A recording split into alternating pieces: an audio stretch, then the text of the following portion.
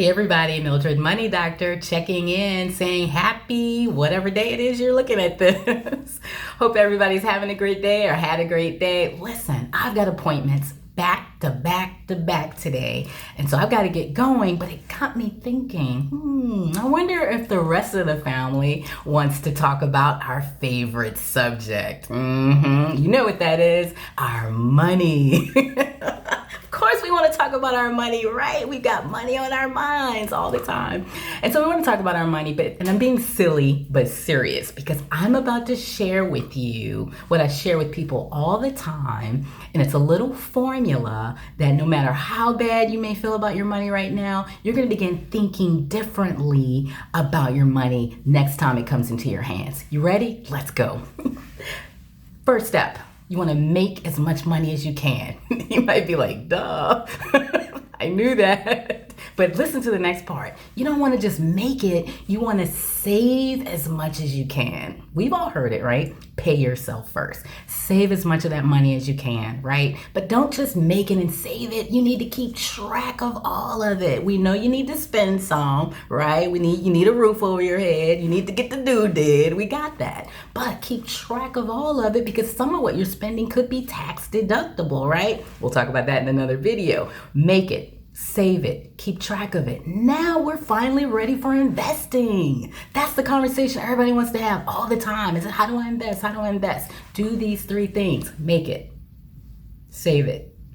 Keep track of all of it, especially your spending. Now you've got good records in place. Now you know exactly how much you really can invest. And the last step, do the same formula, but with other people's money. Now check this out. Look how I learned how to manage money. It wasn't the MoneyRx. Here's how it went.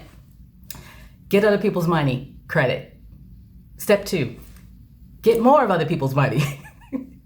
Okay, step 3, get even more of other people's money.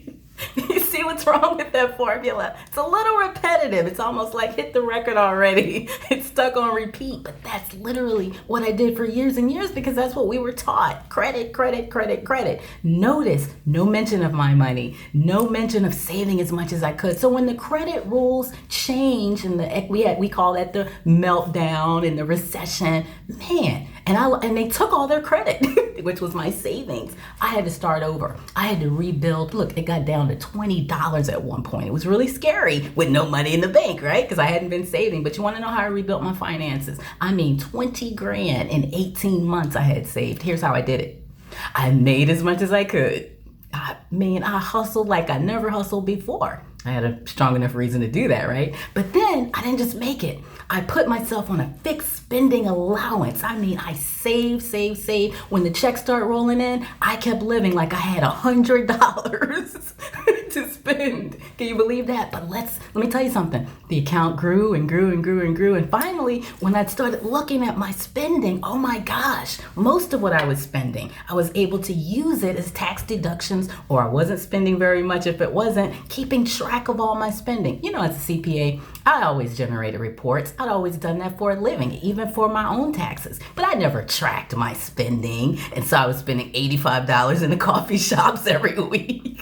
I had no idea, right? I'm sure none of you are doing those things. But it took that eye-opener to make me do what? Save even more. And then you know what? With that money in the bank, I was able to now invest, build myself back up. I was able to invest in employees, invest in systems, get nice office space. I was able to do those things to take my business to the next level. And then finally, had no problem getting other people's money, right? Because I had money of my own. And that's why we teach it. Make as much as you can, save as much as you can, keep track of all of it, especially your spending.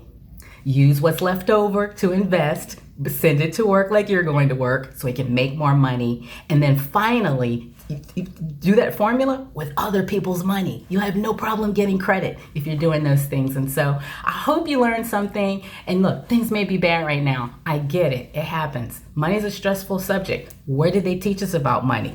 Had to teach myself. But that is why I am out here in these here streets, as they say, and in the marketplace and in businesses and teaching it to clients so that you can then teach it to your families as well. And we can start a revolution with the MoneyRx. Now, if you want to see a video visual of the MoneyRx, you can actually go to my website, www.yourmoneydr.com. I'm going to put that in the description below this video, and check it out. And I want to challenge you, next time you get some money, you know, payday is coming, hopefully, for most of you.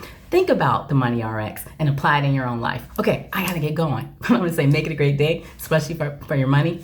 See you soon.